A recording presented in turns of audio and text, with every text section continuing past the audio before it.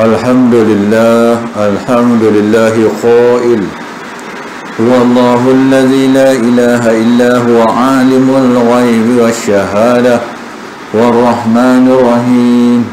Ashhadu an la ilaha illallah wa ashhadu anna Muhammadan abduhu wa rasuluh. Allahumma salli ala sayyidina Muhammad wa ala alihi wa sahbihi wa man tabi'ahum bi ihsan ila yaumiddin, amma ba'd. Rabbi shrah li sadri wa yassir li amri wahlul 'uqdatam min lisani yafqahu qawli. Qala subhanaka la ilma lana illa ma 'allamtana innaka antal alimul hakim. Wa la hawla wa la quwwata illa billahil 'aliyyil 'azim. Rabbi yassir wa la tu'assir, Rabbi tamim ila bi khair. Allahumma faqqihna fid din wa 'allimna ta'wil ya rabbal alamin. Yang dihormati lagi dimuliakan al-fadhil tuan pengurusi, tuan-tuan imam ahli jawatan kuasa, ikhwan yang dirahmati Allah sekalian. Alhamdulillah summa alhamdulillah, syukur kita ke hadirat Allah Subhanahu wa taala dengan limpah kurnianya dalam kesyahduan dan keheningan malam ini. Maka Allah sekali lagi menjemput kita sama-sama solat maghrib berjamaah, kemudian duduk sebentar di dalam majlis ilmu.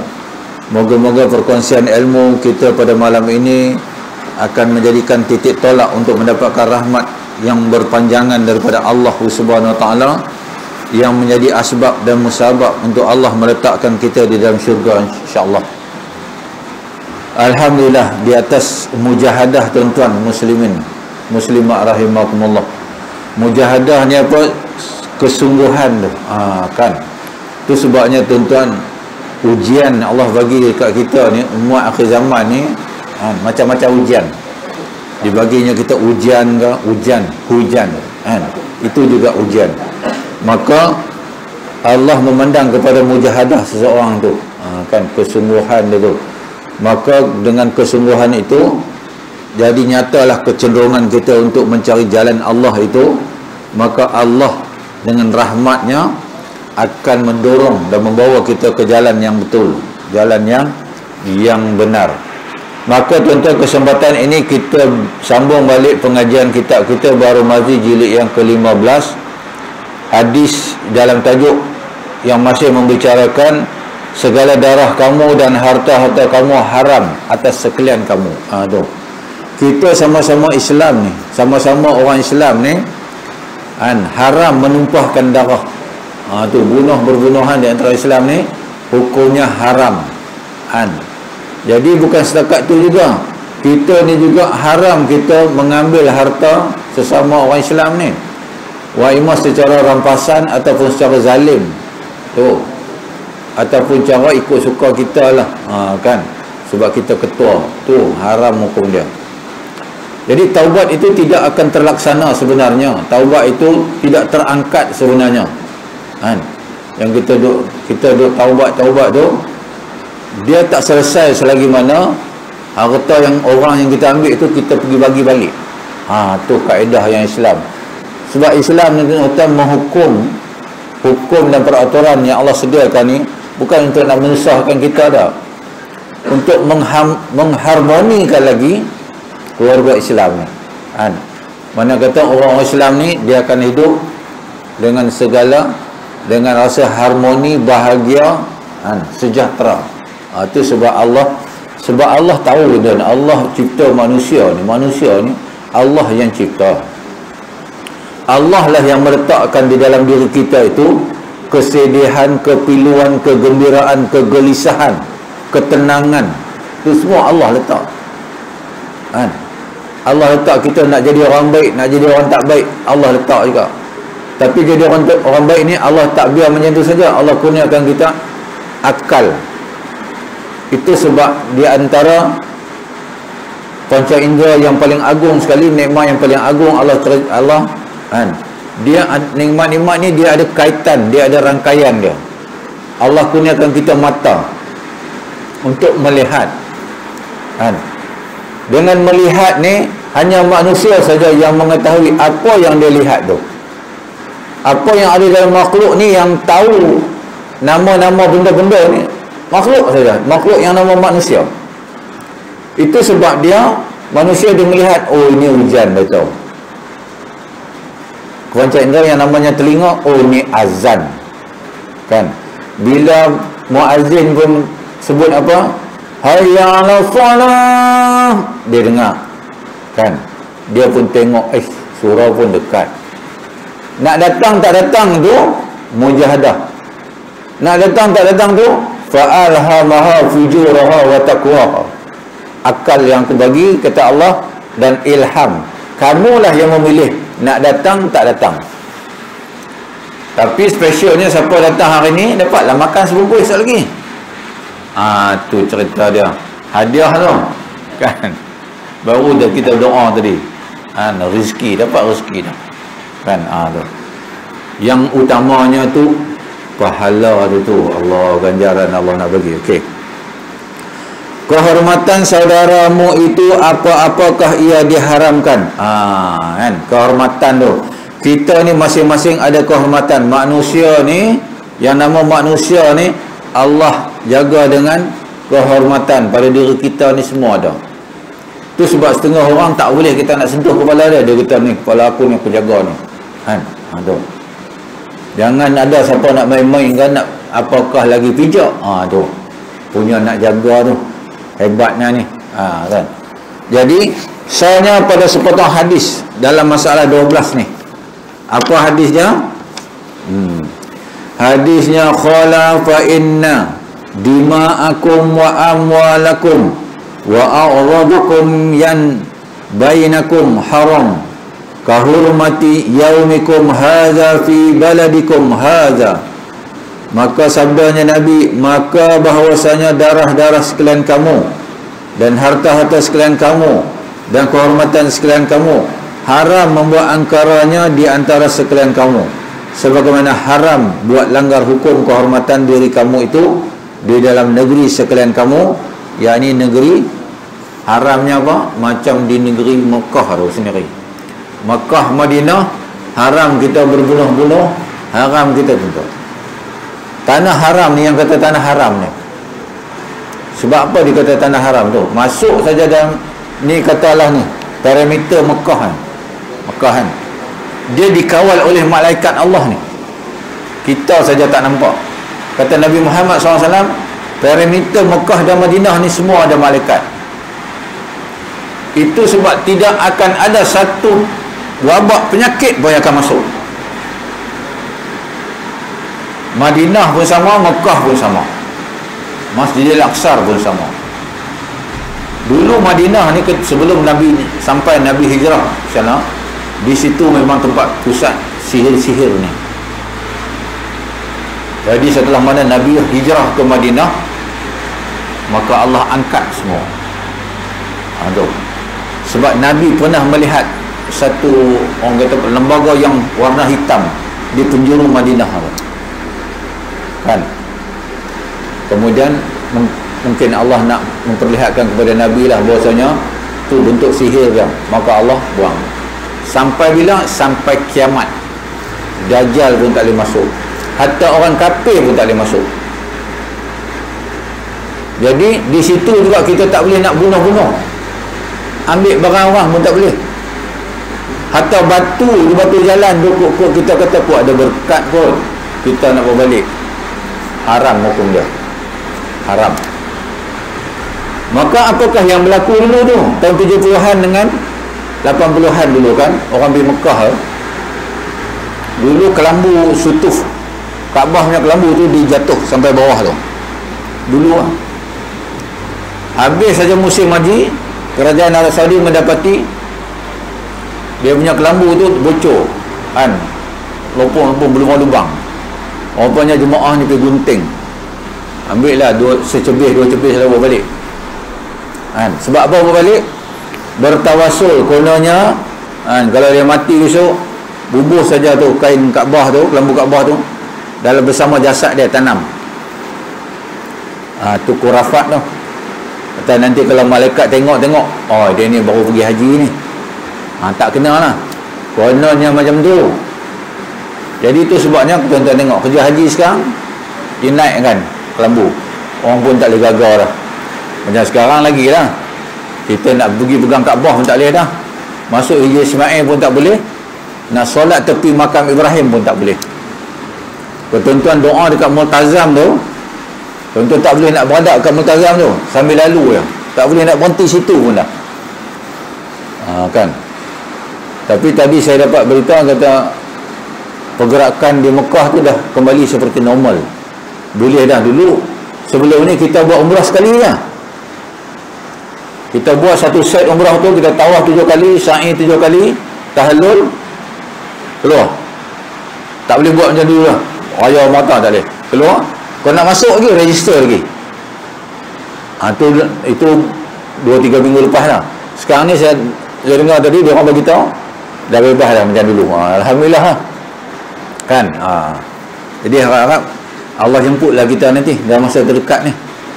Tuan-tuan boleh pergi dah, tuan-tuan, duit banyak, singgah berapa kan, bukan mahal pun sekarang ni, tapi mahal sikit lah, 7,999 ataupun 6,999. Sebab apa tuan-tuan nak buat swab test 3 kali? Tuan-tuan buat daripada buat KLA sekali, negatif, boleh terbang. Nak masuk Jeddah, kena lagi sekali buat, positif, balik terus. Yang heran tu duit tak dapat balik tu.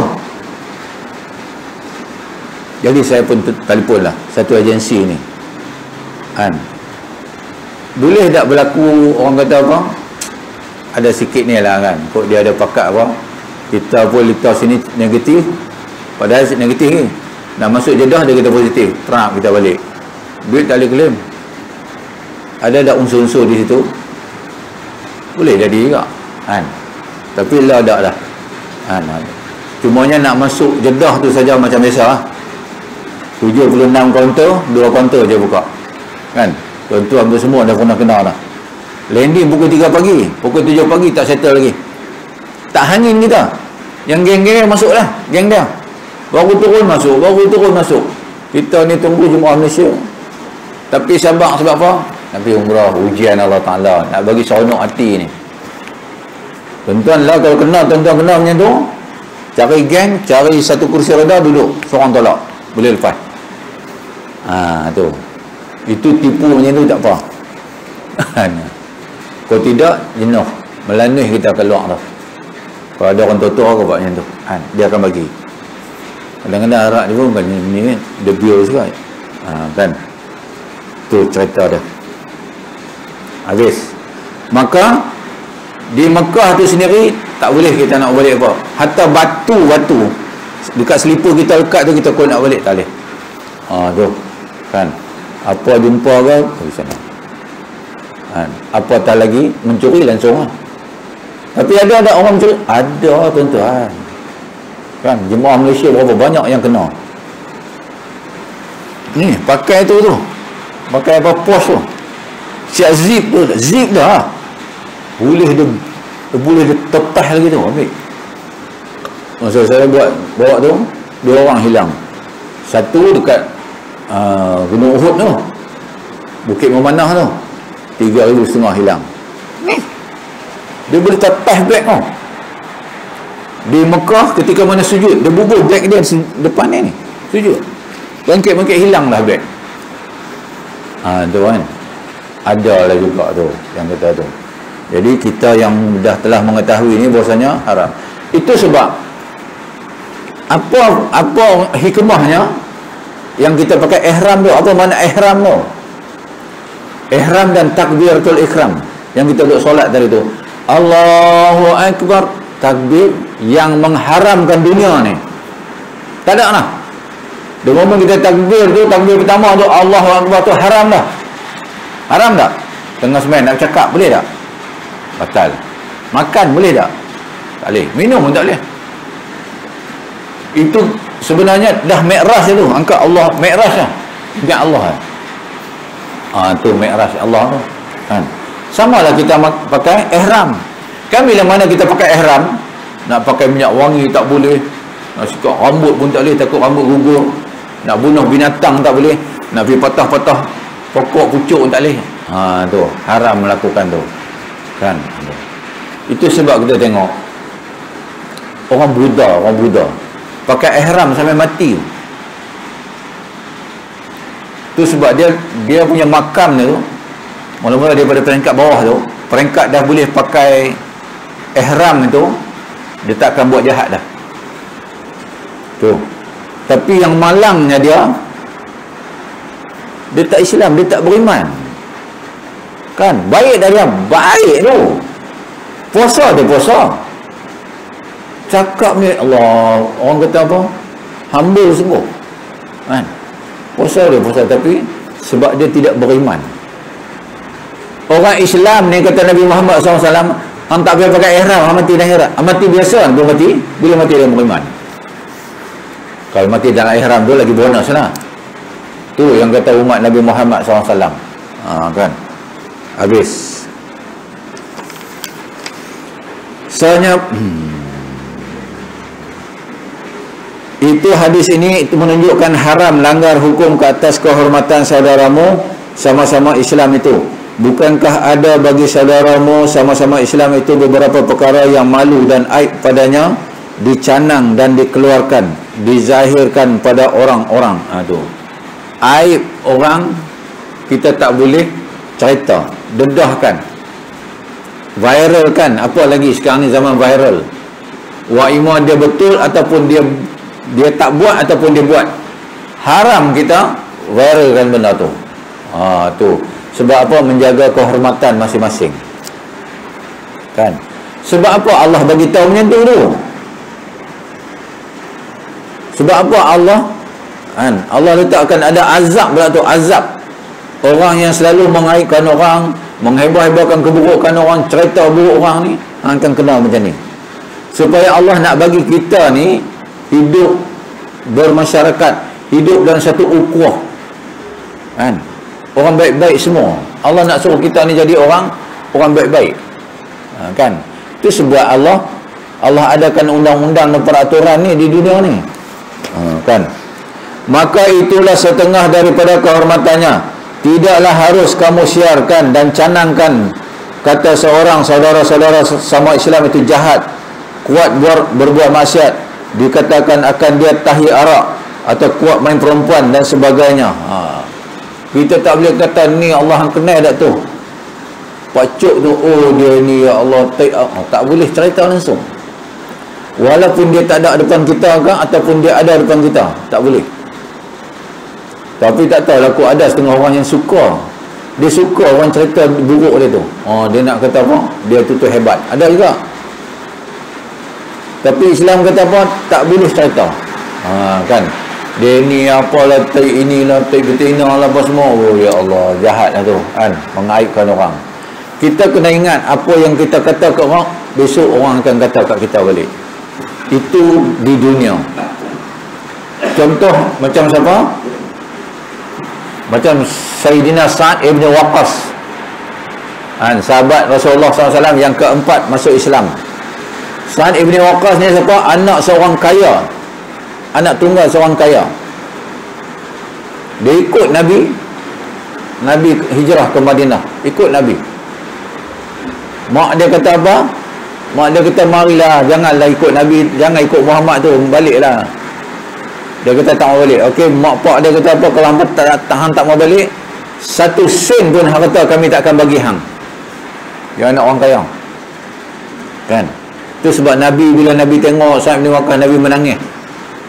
Orang anak muda yang sehebat macam tu, yang punya segala-galanya, boleh tinggal dunia tu, nak ikut Nabi ni. Tu Nabi respect. Kan? Lalu mak dia kata apa? Wahai Sa'ad, baliklah. Dia tinggalkan Muhammad. Dia kata kalau Allah izinkan nyawa ibu ni 1000 nyawa, saya rela tengok nyawa ibu ni sari-sari gugur. Namun saya nak tinggal Muhammad tidak sama sekali. Tu. Satu hari ketika mana zaman Sayyidina Umar Ibn Khattab menjadi khalifah, Sayyidina Umar Ibn Khattab hantar dia pergi Syam, dia gubernur dekat Syam.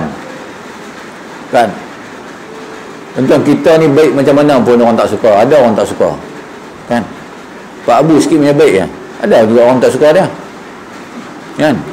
Dia. Tu. Kita nak kira apa tuan-tuan? Nabi Muhammad SAW yang sesempurna manusia pun orang tak suka. Dekat kita ni biasa. Yang ambil puat lah. Kan? Tu. Lalu Sa'ad Ibn Waqqas ni, Sayyidina Umar lantik dia jadi governor dekat Syam. Kan? Ada juga orang tak suka. Syam dengan Madinah ni. Ada seorang hamba Allah ni di Madinah ni, dia punya tak sukanya dekat Sa'ad bin Waqqas ni, dia kutuk macam-macam Sa'ad bin Waqqas ni. Dia kata hamba tak tahu ke Sa'ad bin Waqqas ni. Dia pun tak pernah tengok Sa'ad bin Waqqas ni pun. Dia kata hantar tak no, ada satu governor tu nama Sa'ad bin Waqqas. Dia tu memang tak adil kan. Kalau harta peperangan ni, harta ghanimah, dia bagi tak ikut ni, dia ikut suka dia bagi dekat kroni dia kata. Dia membuat hukuman tak adil. Macam-macam dia kata Sa'ad bin Waqqas. Sa'ad bin Waqqas ni dia di Syam dengar perkabaran tu. Dia turun ke Madinah, ke tempat orang duk kutuk dia tu. Dia tanya orang masjid. Dia kata, apa kenal ke Sa'ad bin Waqqas ni? Orang masjid kata bagus. Macam tuan-tuan lah, tuan-tuan. Kan? Pergi masjid tu ahli kelas. Tanya, macam mana Bilal ni surah tu? Oh, Bilal tu lah, nombor 1 lah. Kan? Tanya Pak Bu, semua kata Pak Bu bagus. Tanya tempat yang bagus. Orang masjid kata okey. Tanya pula orang ni yang kenal dia ni. Kebetulan pula Sa'ad bin Waqqas ni tanya orang yang duk kata dia tu. Orang duk hina dia, duk caci dia tu. Macam mana ni Sa'ad bin Waqqas tu okey ke? Dia toroi balun, kau dia balun. Dia tak tahu yang depan dia tu tadi Sa'ad bin Waqqas. Macam-macam dia kata. Lalu Sa'ad bin Waqqas angkat tangan dia. Ya Allah, aku mohon 3 doa, dimakbulkan 3 doa ni. Di atas sebab apa? Orang yang hina aku ni. Yang pertama, kau panjangkan umur dia. Tu. Yang kedua, kau hidupkan dia dalam kikir, kedekut, papa kedana. Yang ketiga, jadikan dia hina dan dina. Makbul doa tu. Dia jadi orang tua, hidup nyawa dia panjang jadi orang tua. Dia jadi miskin, larat sungguh. Dia jadi macam tak siuman. Tapi bila orang tanya, hang ni kenapa ni? Dia kata, aku kena sumpah laknat daripada Sa'ad bin Waqqas. Dia tahu. Tu. Yang kata, apa kita buat ke orang, kita akan kena balik. Sebab dia tak terangkat. Taubat tu tidak terangkat selagi mana kita tidak minta ampun dan maaf kepada orang yang kita buat tu. Nak cari susah tuan-tuan. Itu sebab selama mana kita ada kat dunia ni, kita muhasabah balik apa yang kita buat salah dekat orang. Kita kena minta maaf. Kan? Kalau orang tu dah mati, kita kena cari dia. Biar kita duduk kat dunia ni okey lagi. Rather than kita dekat padang mahsyar tu nak cari dia, Allah suruh kita cari juga. Ni api ni duduk atas kepala ni, nak cari ni. Manalah Pak Abu dulu aku duduk kutuk dia semacam semua kan. Pergi cari tu. Cari bukan dalam masa 2 minit. Kita duduk ujung sana. Tuan. Kenapa disebut padang mahsyar? Mahsyar ni dalam bahasa orang putih kompak. Ni duduk tu sendat ni, sendat. Nabi kata pijak kaki di atas ni, lantai, kaki di atas kaki. Punya kompak nak cari orang. Mana nak pergi cari dah. Kan? Pak Abu ke apa ke, tak tahu lah, tak jumpa dah. Jadi jangan buat kerja yang sia-sia. Tuan kita ada cerita dah. Kan? Benda ni berlaku. Benda ni dulu dia berlaku. Kitab ni 84 tahun dulu dia tulis. Tu yang kata hadis tu. Hadis tu 1443 tahun. Lalu kitab ni direkam pula, cerita dekat kitab pula. Macam tuan kitab ni ada sekarang ni. Ni sekarang ni benda ni ada berlaku. Fitnah orang sini, fitnah orang situ. Allahu Akbar tu. Kan? Atau dicanangkan bininya jahat, atau saudaranya jahat, atau ibunya jahat, dan emak penakannya jahat, atau pak penakannya jahat, atau disebut-sebutkan dia anak luar nikah, atau bapa tak nikah, atau isterinya anak luar nikah. atau kaum kerabatnya orang-orang tak nikah dan lainnya, maka caci dan aib dengan apa-apa cacian dan keaiban itu semuanya haram belaka. Allahu Akbar. Ni haram boleh masuk neraka. Aduh. Habis. Nabi misalkan haram darah dan harta dan kehormatan saudara sama-sama Islam tu dengan haram berbunuh-bunuhan dan berperang dalam negeri Mekah, lagi dalam musim haji. Tu musim haji telah lah kan. Tu demikianlah, itu ialah membesarkan haram segala perkara itu. Maka manakala telah diketahui demikian itu, hendaklah jaga-jaga daripada mengerjakannya yang ditegas syarak. Telah bersabda Nabi SAW dalam khutbahnya, ala la yajni janin illa ala nafsih, jaga-jaga tiada berbuat jenayah, membunuh orang oleh seorang yang berbuat jenayah itu, melainkan kembali ia atas dirinya kena bunuh pula. Tu bunuh balas bunuh. Tu kan Islam menyentuh kan. Itu sebabnya bunuh balas bunuh tu di dunia ni lah hukuman tu kan. Kalau kita tidak lagi mengimplankan hukum itu, maka bawa sampai di akhirat, maka azabnya lagi teruk kan. A bunuh anak B pun lawan menang. B ni boleh bunuh pula anak dia kan. Habis dah tak ada dosa dah.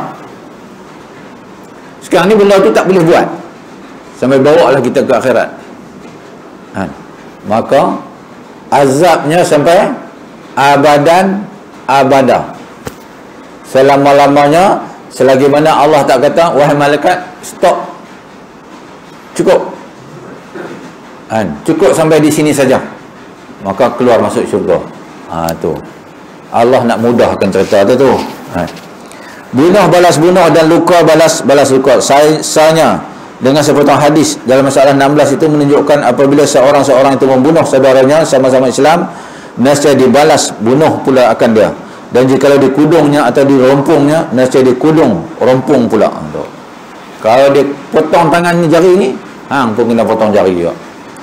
Kan ada 3-4 tahun sudahlah di Mesir kan. Ni budak-budak muda ni melawak, tahu macam mana dah dia gunakan senjata tajam ni.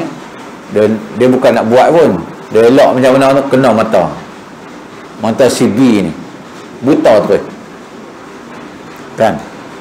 Betul naik mahkamah, yang kena tu, yang mata buta tu boleh pula membutakan mata yang bagi kena tadi tu. Tu tiba-tiba dia kata dia tak sampai hati, dia maafkan si A ni, dia maafkan. Tu nama dia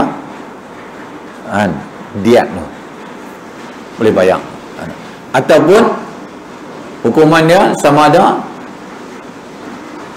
bunuh balas bunuh ataupun diat. Diat ni mana kata apa? Dia tak bunuh, tak jatuh, dia ni si B ni patut bunuh A ni. A ni kata tak faham bunuh, hang tak payah bunuh pula, aku bagi hang berapa ribu hendak ganti rugi. Boleh Islam. Tu Islam ni bukanlah nak, orang kata apa, nak azab orang sangat, nak menjatuhkan hukuman sangat. Dan jikalau seorang itu mengambil harta saudaranya yang bersimpan dengan nama ambil curi, nescaya dipotong tangannya. Demikianlah hukum dilakukan kata seorang yang berbuat jenayah kan. Bapa membunuh anak atau anak membunuh bapa, apa hukumnya?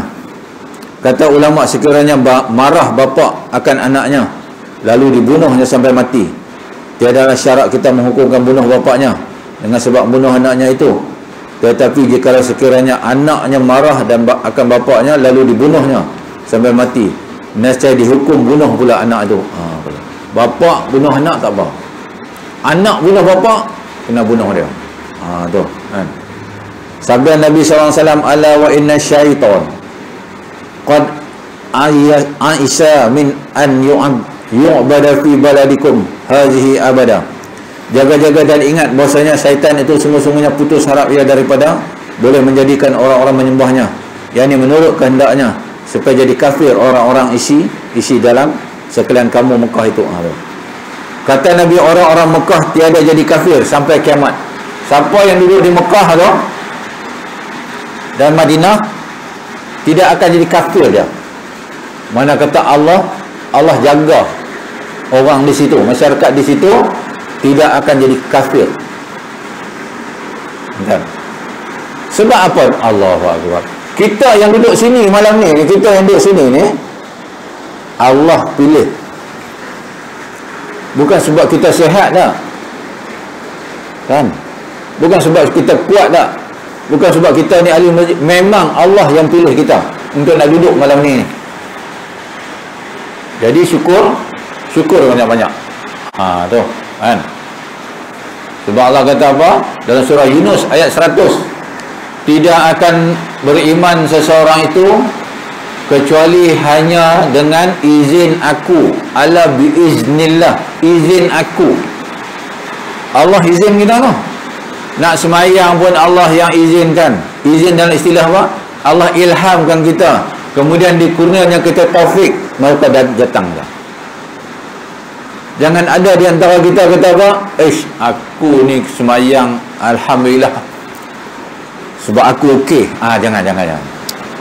Hari ni kita mungkin kata okey, besok Allah cuak sikit lah, pusing sikit lah, habis kita pusing mana-mana. Tuan, apa tanda Allah sayang kita? Allah hendak kita jadi baik. Allah tidak akan sibukkan kita dengan hal dunia ni. Kan? Kalau Allah tak mau kita, Allah benci kita, kata Nabi, Allah akan sibuk kita dengan dunia. Padahal kita dulu tak sibuk pun. Kan? Sibuk tu dari sisi Allah macam-macam Allah boleh buat. Kan? Ni telefon ni. Kita dulu hidup tak ada ni benda ni. Tak ada. Hidup juga kita sampai sekarang. Tapi sekarang ni dengan benda Allah ni, Allah. Kalau tak ada, kita macam tak boleh hidup. Tu. Macam orang kata apa? Dulu kita, siapa ada kampung kita tu, kalau kita pakai kereta tu orang kata mewah.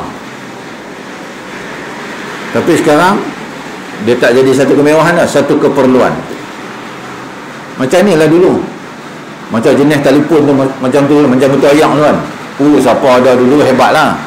Rusak tu. Sekarang ni dah jadi keperluan dah. Kita pula kadang-kadang jadi kalau tak ada telefon ni, Allah. Ni naik kereta ni, tanya isteri, abang ni telefon mana? Kayu buah atas meja tadi, patah balik. Kan? Lepas tu kita nak turun pergi kedai pula, telefon tinggal pula atas meja. Isteri dah kat rumah, lari naik balik. Tak tinggal dah. Takut kau telefon tu bunyi sekali lagi. Abang ni siapa ni, sayang-sayang ni. Mati kita. Kan? Tanya Pak Abu dah. Tu. Jadi keperluan. Allahu Akbar tu. Kita nak kata apa? Ni benda Allah ni, ibu bapa setengah ibu yang moden-moden ni nak tutup mulut anak begitu ya. Adik-adik pergi main game lah. Mama nak sembang tak? Dunia sekarang berubah. Dulu kita nak telefon girlfriend, jenis pergi pondok lah, RM2 satu poket ni. Telefon tu kadang-kadang ganggang tebu hancing macam-macam. Dulu kan. Sekarang ni tak lah, nak cari telefon gantung tak lah. Habis. Orang-orang Mekah tiada jadi kafir sampai kiamat. Sesungguhnya dalam sepotong hadis dalam masalah 18 itu menunjukkan tiada orang-orang Mekah kembali jadi kafir selama-lamanya. Dengan kerana itu dikabarkan oleh Nabi pada kita bahasanya syaitan itu sudah putus asa ia daripada dapat ia memimpin orang-orang di Mekah kepada menyembah berhala selama-lamanya. Itu sebab Nabi Muhammad SAW diutus Nabi yang terakhir. Hanya Nabi Muhammad saja yang boleh keluarkan berhala yang banyak di dalam negeri Mekah itu, keluar daripada negeri Mekah. Sampai kiamat sekarang ni tidak akan ada satu berhala pun masuk. Tapi tu yang kita takut sekarang ni. Kan? Ada unsur-unsur nak masuk. Tapi kita harap Allah pelihara lah. Tu. Nabi Muhammad boleh keluarkan semua berhala tu. Bila keluar mana kata yang perimeter yang malaikat jaga tadi, bukan kata orang kafir, syaitan, jin tanah pun semua tak boleh masuk lah. Bila tak boleh masuk, habis kan? Tapi Allah, yang kata manusia ni, tu Allah ni, orang Islam ni, kategori Islam ni, yang mana Allah matikan besok kan, ketika mana nak berlaku kiamat tu, Allah akan mati semua orang Islam, semua orang Islam. Orang Islam tu kaki masjid ke, kaki majlis ilmu ke, tak kisah. Hatta kata Nabi Muhammad SAW, hatta imannya sebesar biji sawi ni dalam hati, tu saja besar dah iman dia, pun Allah akan matikan dia.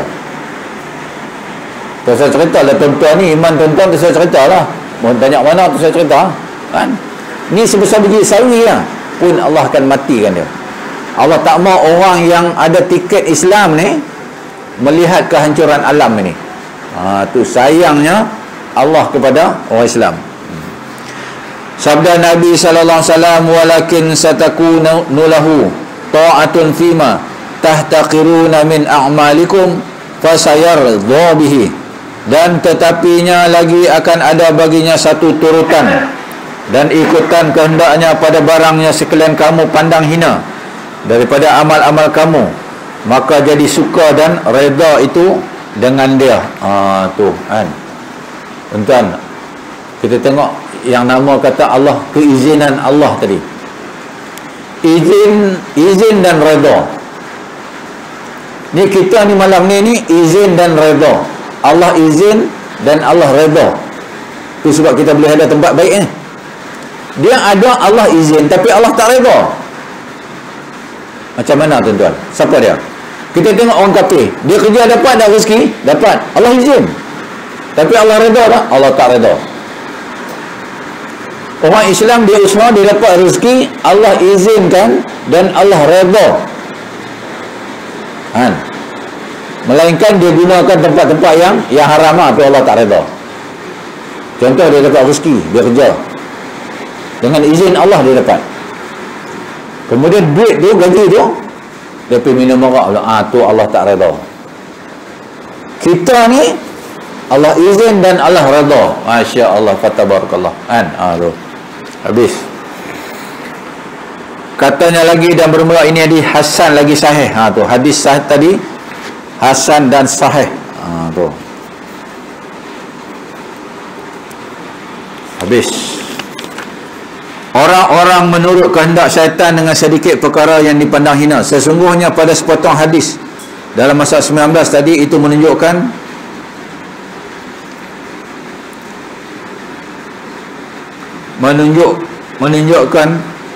manusia itu mahu menyukakan syaitan dengan sebab menurutkan kehendaknya pada menyempurnakan perkara yang kepalang.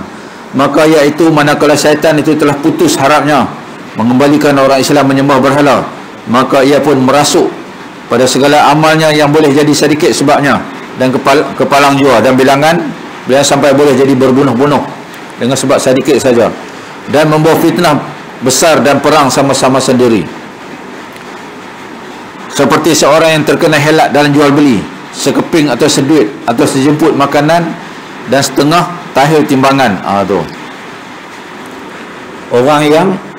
orang yang mencuri dalam timbangan. Orang menjual lah ni, orang jual kan, dia jual sekilo dulu lah, sekilo katalah RM2 kan. Sekarang ni kalau dia nak beli sekilo juga RM2, dia kata tak berbaloi lah, barang mahal. So dia kata boleh dah ustaz, kita kurangkan 200 gram, sekilo kan 1000 gram, kita jual harga RM2 juga, tapi 800 gram. Haram hukum dia. Tu haram hukum dia kan. Kenapa kita tidak jual RM1 lebih? Sebab tak cukup sekilo. Tu kadang-kadang penjaga ni tu kena awasi tu, takut kan, kecurangan pada takaran timbangan tu. Memang kita ni yang minta maaf nak cakap ni dah kita faham dalam fiqh Syafi'i bab munakahat. bab jual beli ni, kan, dia panggil dia satu bab lughatah, kan.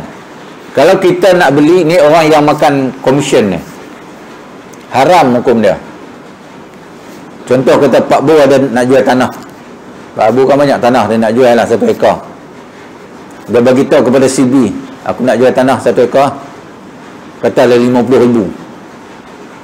CB ni pergi bagi tahu dekat CC ni, nak beli tanah, ada orang nak jual 55,000, kan. Dia kata okey lah, dia pun beli, dia bagi kita duit 50,000, 50,000 bagi kat Pak Bu, 5,000 kita punya. Haram hukum dia. Tu dalam bab lughatah, tuan-tuan reform fiqh Syafi'i. Dia boleh buat macam ni, dia ada 2 kaedah lah. Sama ada tanah Pak Bu ni, CB ni pergi beli terus. Pak Bu kata aku nak jual tanah lah 1 ekar 50,000. Okey, tak apa Pak Bu, saya ambil 50,000. okey. Kemudian dia pergi jual dekat orang 100,000. Itu dia punya hal. Boleh lah, sebab tanah tu tanah dia lah. Ataupun satu lagi, Pak Bu ni bagi tahu dia, aku nak jual 50,000. Pak Bu boleh tak saya up sikit 55,000? Pak Bu kata okey. Dia pun pergi kata 50,000. Dia pun bagi 50,000, 55. Pak Bu ambil 5,000 bagi dia. Tu boleh. Tu Islam. Dia tak mau orang ambil komisen ni, kan, tak buat kerja apa pun ambil. Kalau dah yang dah buat, bagi balik duit lah, kalau mampu lah, kan. Sama lah macam kita ni, tuan-tuan sekarang ni dah buat surah Jumaat, kan. Pada hari Jumaat lepas ni lah, contoh Jumaat lepas, ada seorang hamba Allah jumpa jam, dia pun bagi dekat AJK, tuan saya jumpa jam dekat Kolah ni. Tuan-tuan pun buat announcement minggu pertama, saya ada jumpa siapa ada kehilangan jam ni, jenis ni semua, tak ada orang. Minggu kedua buat pun tak ada orang. Minggu ketiga buat tak ada orang. Keempat, 5 ke 6 jam. Lepas tu gantung pula, kok ada orang, tak ada orang claim. Tuan-tuan boleh pakai jam tu, ataupun jual untuk nak masuk tabung surau, boleh. Selepas dijual masuk tabung surau, katalah 250 masuk, 3 tahun kemudian datang dia tanya, dulu saya 3 tahun dulu saya dah solat kat sini, ada tinggal jam macam-macam. Maka kita wajib bagi tahu dia, jam tu kami buat announcement dekat 2 tahun dah, tak ada orang claim. Jadi hukum kita boleh ambil, tapi kami jual bubur dan tabung. Dia kata kalau dan tabung tak apalah, okey. Kalau dia tak beli jam tu, kita kena beli bagi dia.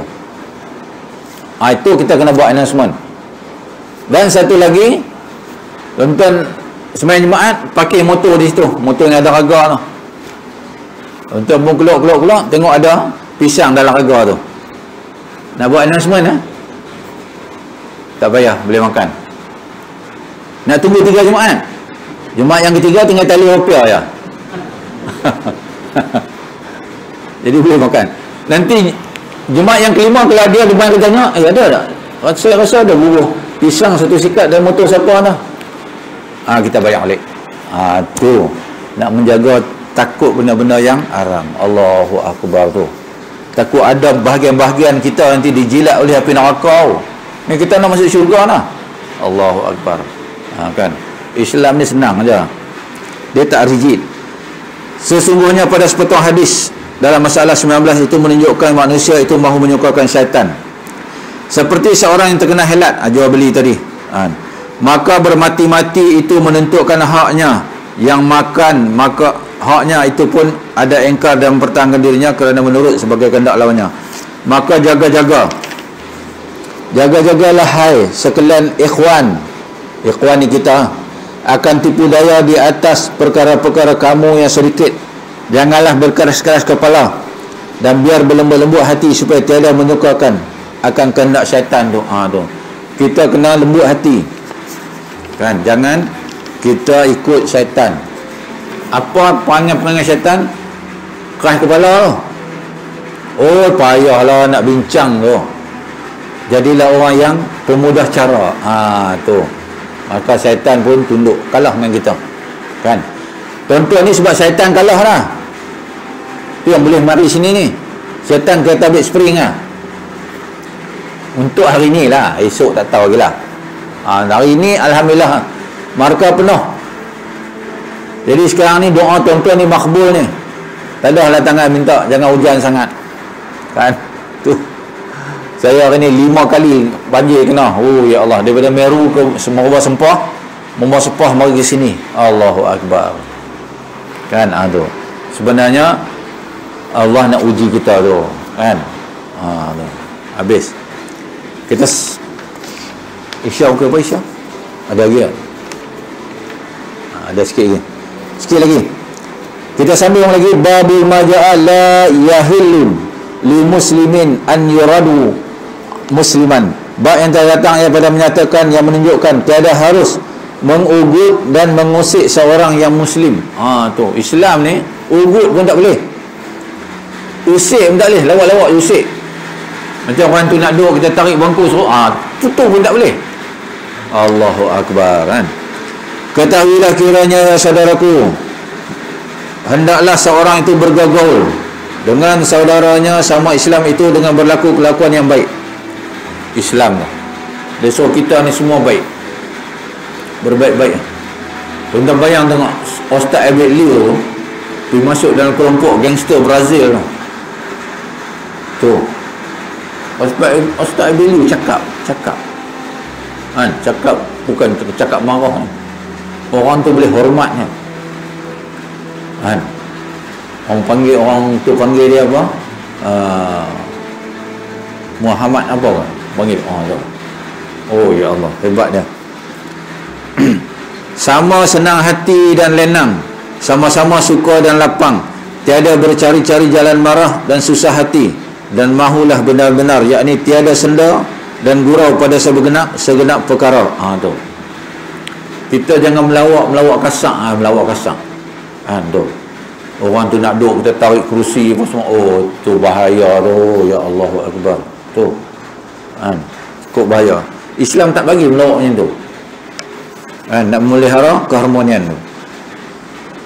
Maka demikian tiada bercari-cari, tiada senda dan gurau pada segenap perkara. Maka yang demikian itu adalah disuruh syarak. Syarak melarang kita buat melawak begitu. Tiadalah harus seseorang itu mengusik dan mengejut-ngejut dan mengugut saudaranya dengan jalan apa-apa sekalipun. Yang dalam TV tu, yang cerita prank tu, tak boleh tu, haram hukumnya. Kan? Kadang-kadang buat terkejut. Oh ya Allahu Akbar tu. Panggil polis, mai gari dia apa semua tu. Tak boleh hanya tu. Kan? Jadi saya nak telefon. Hamba ikut hukum siapa mengajak hamba. Tak boleh. Tiadalah seharus seorang itu mengusik dan mengejut-ngejut dan mengugut saudaranya dengan jalan apa sekalipun, seperti dia ambil wangnya di dalam ia tidur, kemudian dia sembunyikan supaya terkejut dan susah sekejap hatinya dengan oleh kehilangannya. Apabila sedar ia, kemudian kau kembalikan kepadanya. Tu. Dia itu tengah semayang, dia berpus depan main kawan dia. Dia abang sujud sini, panggil-panggil hilang lah. Member dia pergi sokok ni. Kan? Habis dia semayang pun dia tak semayang lah pun tak khusyuk lah. Habis dia bagi salam, tanya member, kau nampak ke beg aku tadi? Bubuh mana? Member pun kalut, pucak lesi lah dalam tu, macam-macam ada, dokumen pun, duit pun banyak.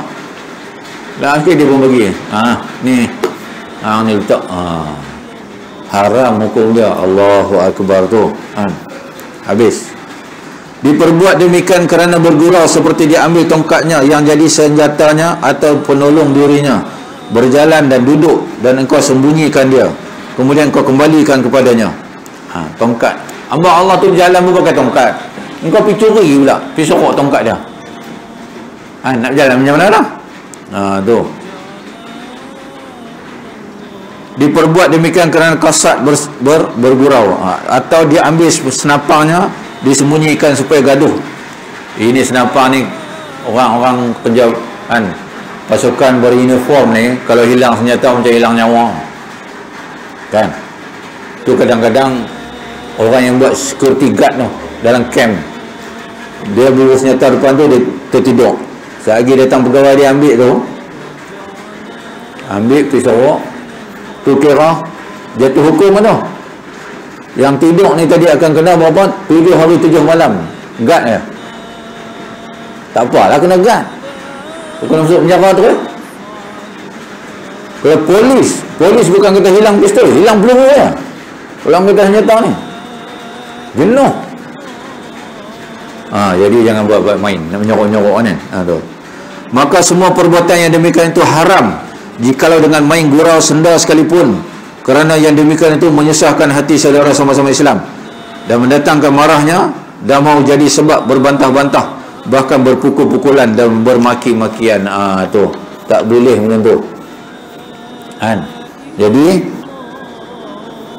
maka kata Imam Al-Tirmizi dan pada bab ini riwayat Abdullah bin Umar, katanya bermula ini hadis hasan lagi gharib.